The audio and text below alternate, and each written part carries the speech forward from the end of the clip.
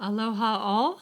You've reached Samana with Unconventional Insights. This is my episode number 13, and we're calling this Grounding and Stabilizing Practices.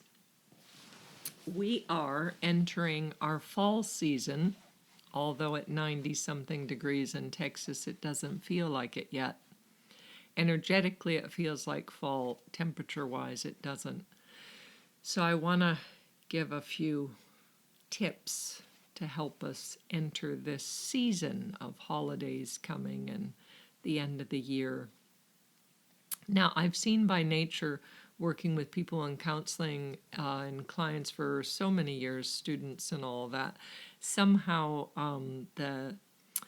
the nature of this time of year can be a little more pressure on people, again, because it's holidays and who am I sharing time with, and issues of loneliness come up, or material expenses come up, or just it's coming to the end of the year and have I really achieved what I wanted to this year? So many thoughts come up.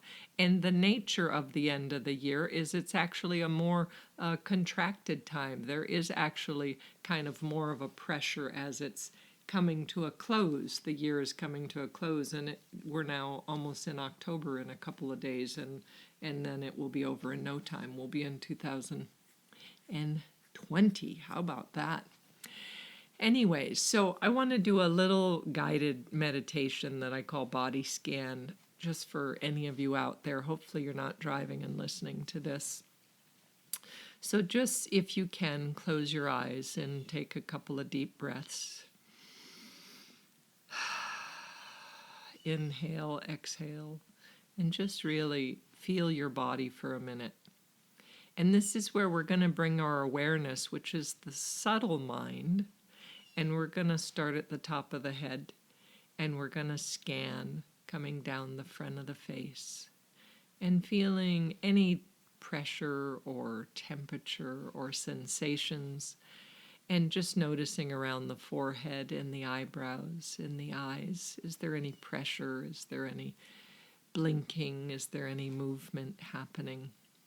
Just noticing, not like with a harsh mind, just a subtle noticing mind.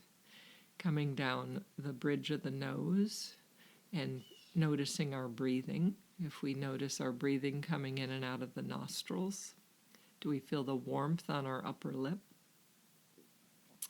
Scanning down the sides of the cheeks and through the mouth area, noticing if there's any tension or pressure there. Noticing if you're gritting your teeth, or is it just nice and relaxed? We tend to hold lots of pressure in our face. Scanning down the throat, through the shoulders, noticing if our shoulders are raised or are they nice and relaxed. Scanning down the arms all the way to the fingertips. Noticing as we scan the various areas of the body, is there sensation? Is there tingling? Do we feel the aliveness as the mind is giving it attention? Scanning back up the arms, down the front of the body. Noticing the heartbeat, the rhythm of the breath, how the breath comes in and out of the lungs, how the rib cage expands. Noticing the belly. Does the breath rise and fall?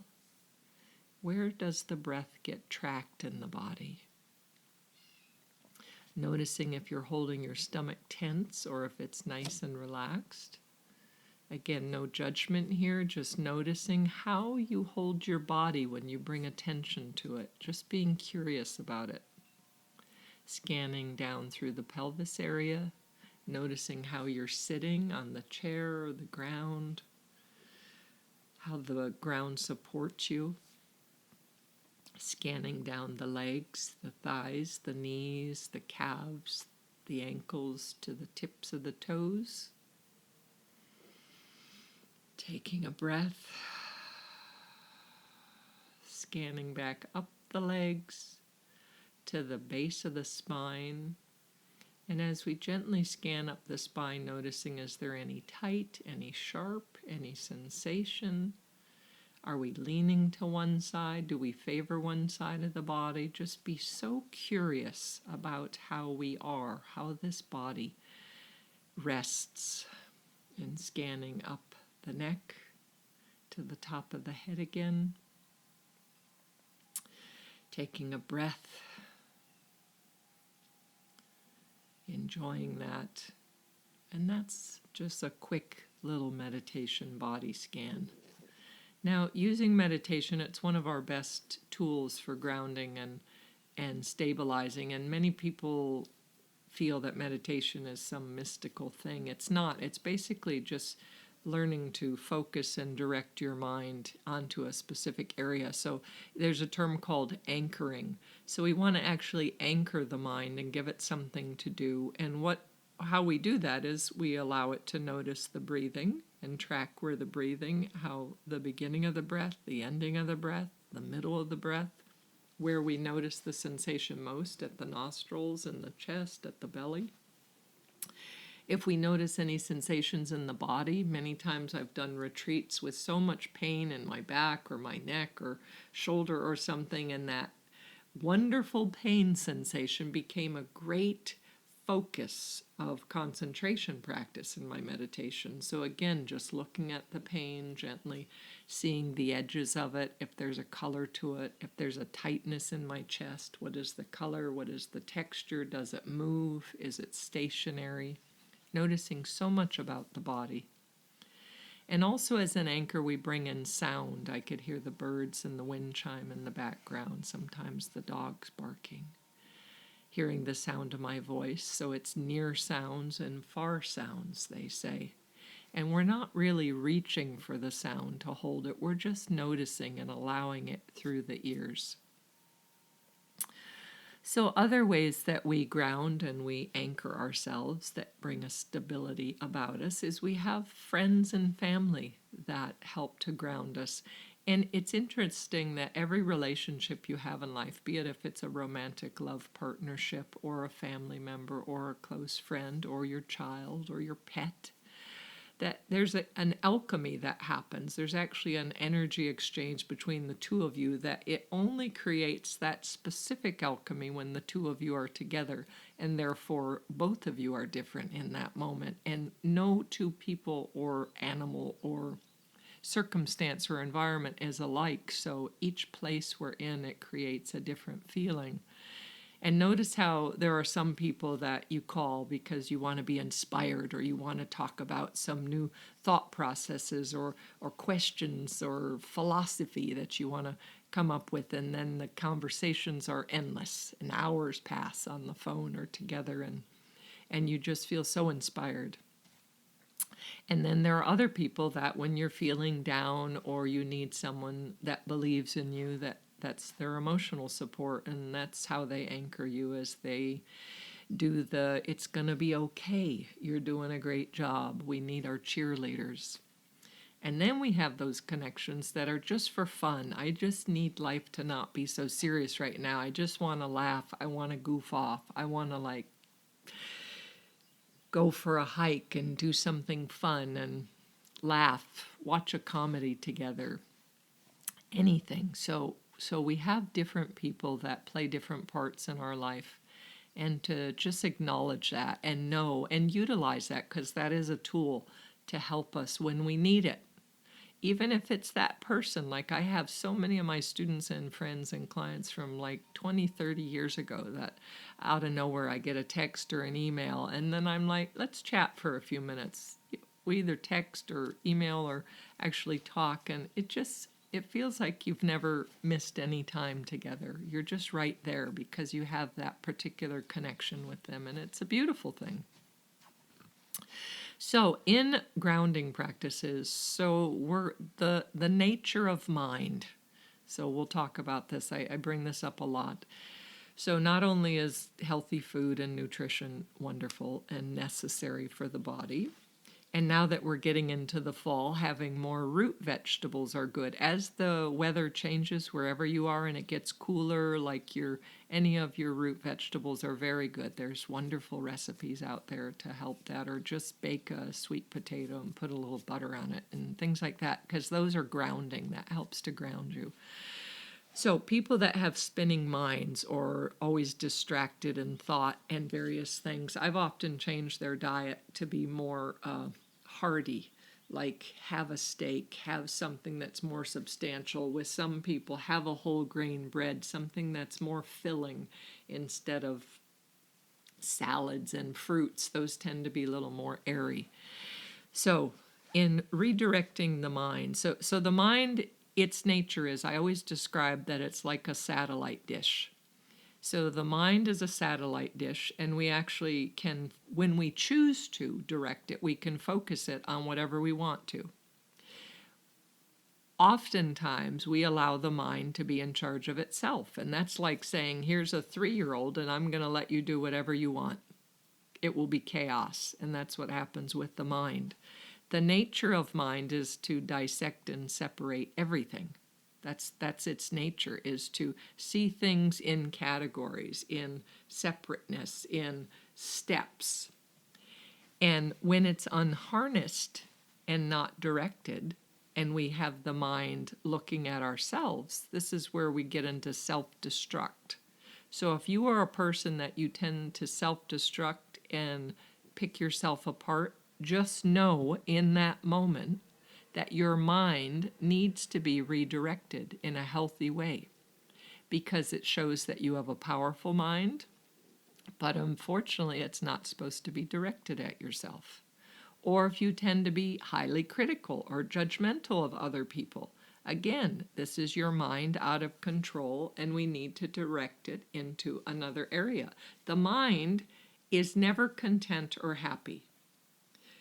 So when we use our awareness, and our awareness is connected to everything, to everyone, to all sentient beings, it's the God, spirit, everything. The highest outcome is our awareness. It's the subtle mind. It's the mind that notices. And when I say notice, it's because it's like if you're looking off to the side of your peripheral view and you just notice off to the side, there's a subtle movement.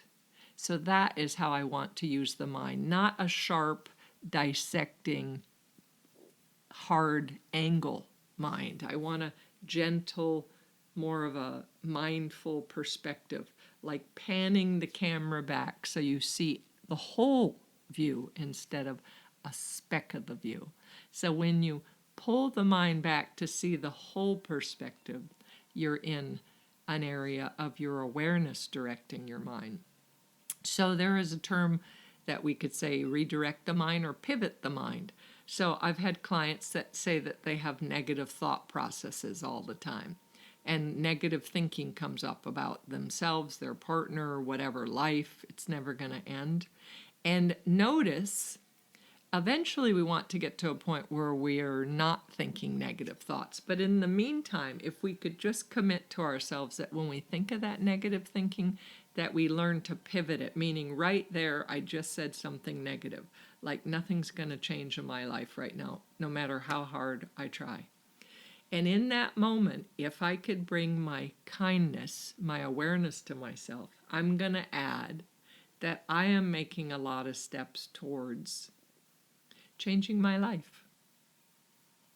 Or I treat myself so well with the way that I eat, with the way that I exercise. So when there is a negative thought, pivot by adding to it what is the positive that you're doing. And try to start using that as a tool. And eventually, you won't even say the initial negative thoughts or statements. And we start to redirect the mind. So if you think of the mind as a child, as I said, here's this little 3-year-old going crazy, and nobody's in charge. And what are the ways? So let me show you the nature of mind. So any of you that have been parents out there or grandparents, and you have a small child that's acting out, In old school, we'd smack them or yell at them or something.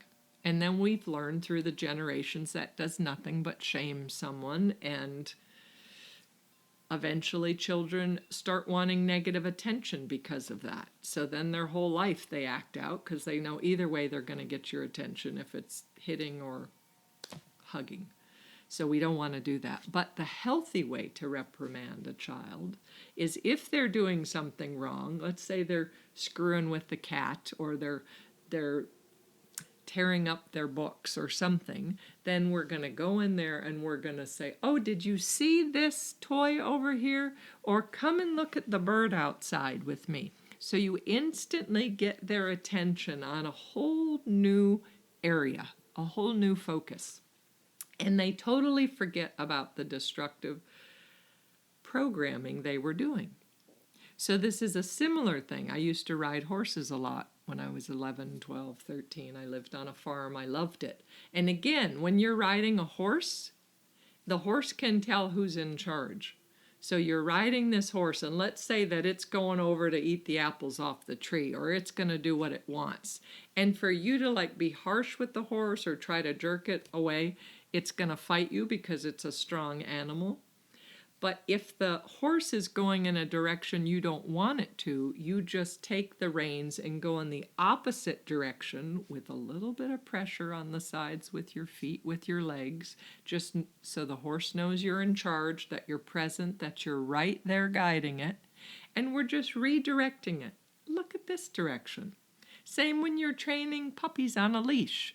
And you're going for walks and they're sniffing everything and going in every direction. And again, you don't yank on the leash like we would with the mind, because that's not going to do anything, but you redirect it. Let's walk over here. So you actually turn in a circle so that you are in charge of the puppy. You turn in a circle. So any of you needing horse riding or puppy training or children training, there, you just got that tip also.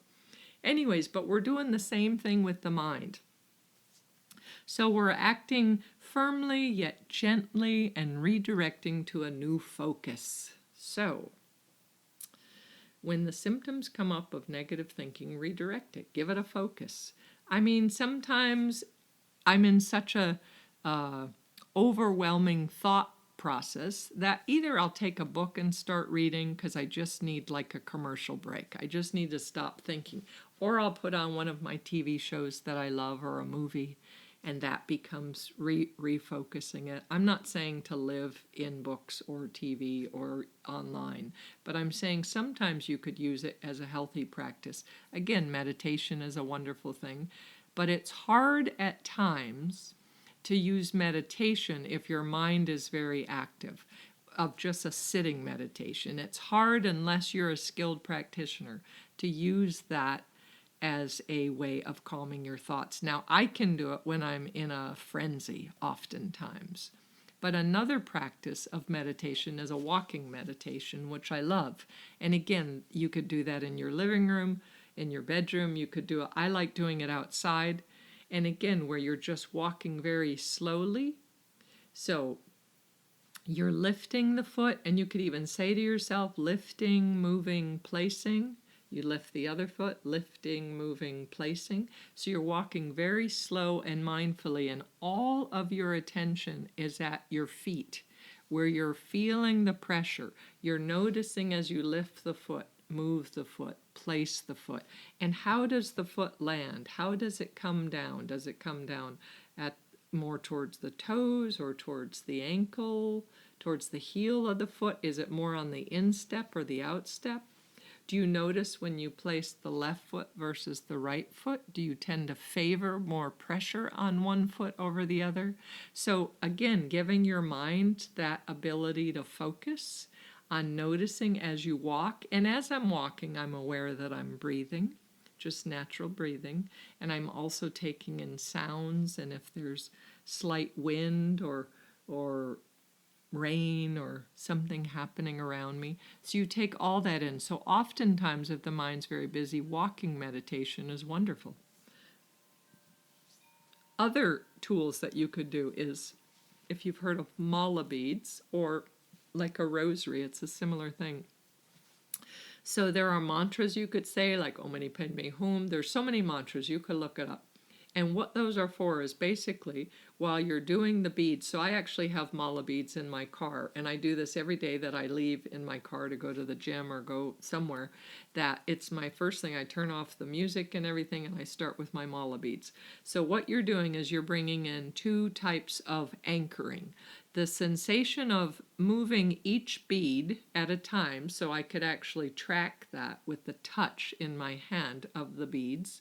And then my mind is focusing either on the mantra so that it doesn't think other thoughts. So it's saying Om Mani Padme Hum. You could say it out loud, you could say it silently, or whatever is powerful for you. Again, with rosaries, there's prayers and things. It's the same, it's all the same principle as to keep the mind focused.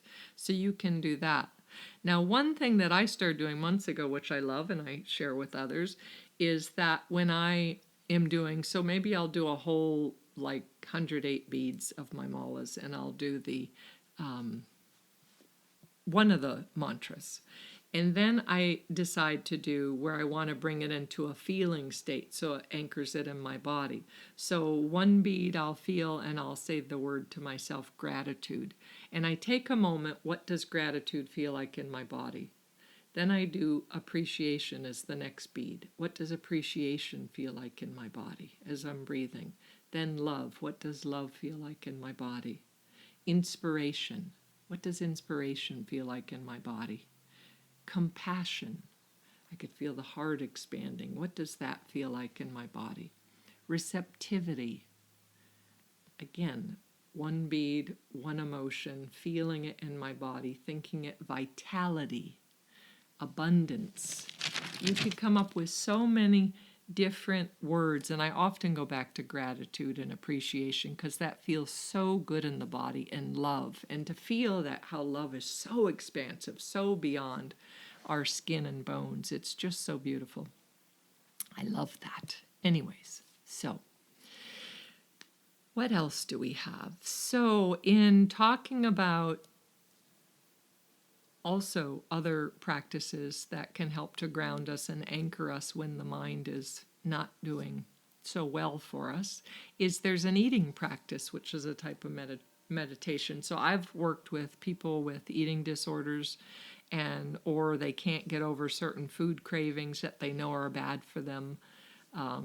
So take whatever food that is your thing, you're addicted to, that you like or don't like, that's good for you or not good for you is what I mean.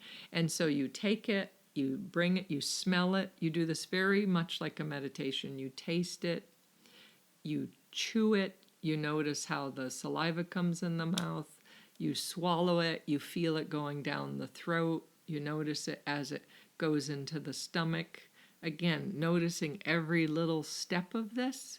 And while you're eating this, and again, taking another bite, smelling it, noticing what the mouth does before you actually put it in your mouth, doing this very slowly. I say do it like a love affair. And then noticing a few moments later, keep tracking the body, like, is your body feeling revitalized? Like, does it give it energy with what you're eating? Or do you notice that your shoulders kind of slump over, or that your stomach feels a little tight, or you just feel tired, you start to feel fatigued? So you can do this practice, this awareness practice with eating. You could do it while you're speaking to people to see if certain people are beneficial, if they add to your energy or they deplete your energy. You could notice this when you're in certain types of environments.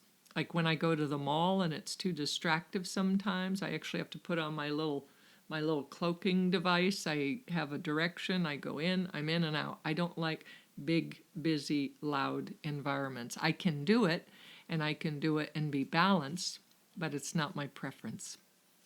But to notice all the time and ask yourself, is this adding to my energy or is it depleting my energy? Am I finding that I have to protect my heart? Or is my stomach getting tense? Or am I noticing my breath is shallow? So using those sorts of insights to see and help guide yourself onto a better path. Also, essential oils. I teach a few classes in aromatherapy that I just love. So, grounding oils, for these are great for therapists, for coaches, for social workers, for whatever, just our own personal use. Now, some of my favorite ones, the king of them all is one called spikenard. So any of my students out there know this one. So spikenard actually smells like a locker room to me. It's very earthy, very blatant in smell. It's not subtle in any way. And spikenard is used to help clear away, like if there's heart palpitations, if there's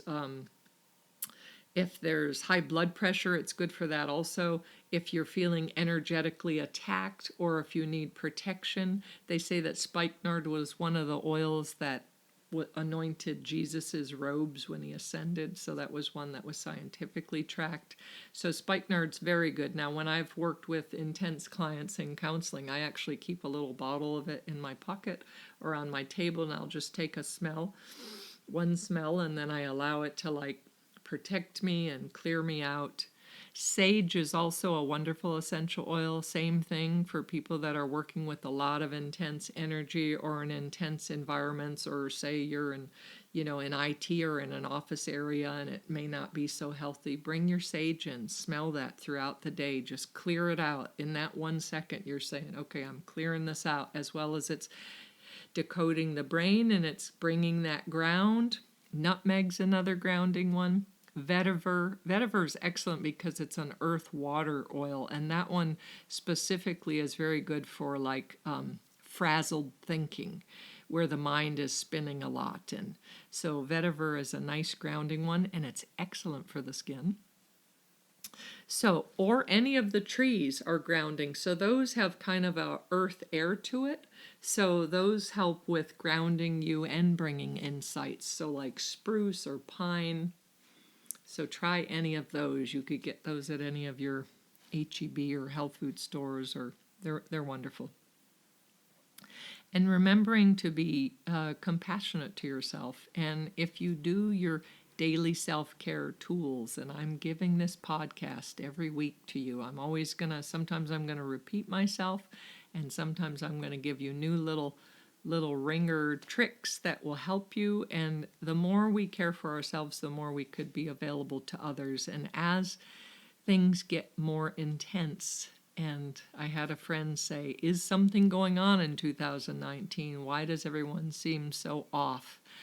I say, with compassion, it makes us have to do our inner work more so that I can be more stable, more of an anchor to those like yourself and others out there that need it. So be that anchor to someone, but first be it to yourself. Now I'm going to give my little pitches of my workshops. So my specialty thing, I would say this is my crowning jewel, is because I've done it for over 25 years and I've taught it in various ways, and I finally have it distilled where this is a certification that is specifically for anyone in the coaching field, estheticians, massage therapists, trainers.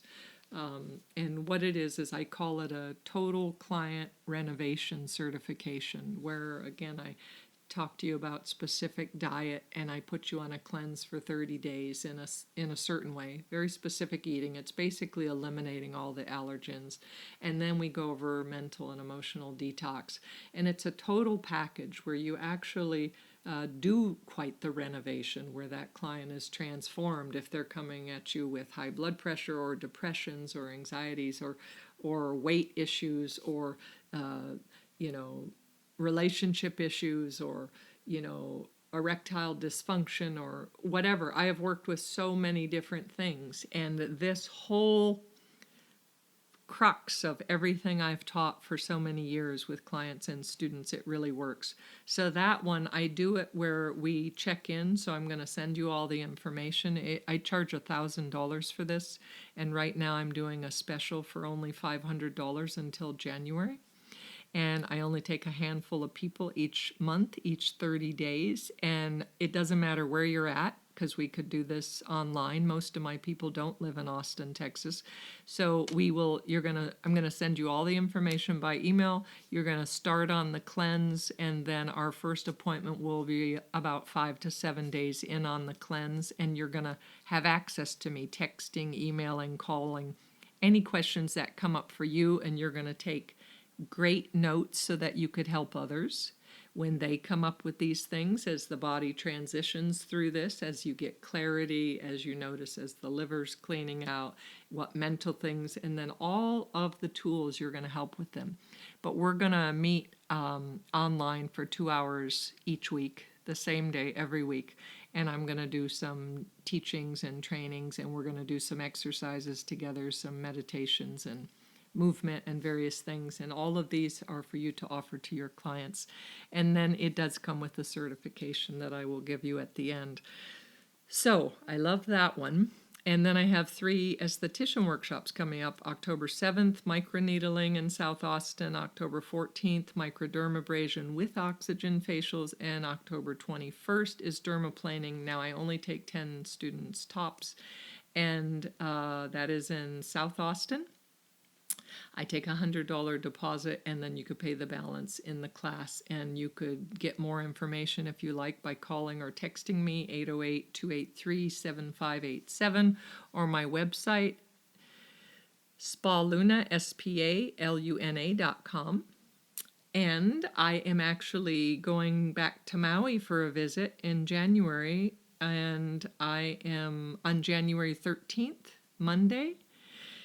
I am doing microneedling / nano needling, because microneedling and nano is legal and not legal in some areas. Nano is legal to all estheticians, all cosmetologists, because you're not penetrating the skin. So I actually show both of those. And with that one, I'm only taking 10 people. That will be in Haiku at the Temple of Peace. Shelley has been so gracious to offer her space there. And again, contact me directly if you're interested. That's $250, and I'm taking $125 as a non-refundable deposit ahead. And if you know of anyone that's interested, always share these podcasts, please.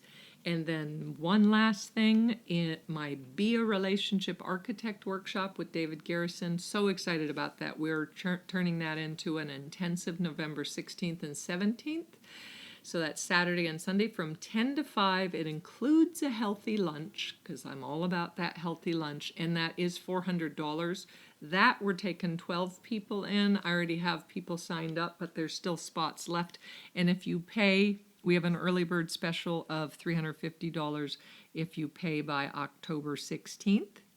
And I started a meetup, a Be a Relationship Architect meetup. We did it a week ago, and we're only doing that once a month. So our next one is October 8th if you're in South Austin, and that will be from 6:45 to 8:45, and we're going to talk about love languages in depth and then do some fun interactive exercises. So that's exciting. So please tell friends that this benefits, and I so love these podcasts. I hope that it benefits you and many. And aloha and blessings.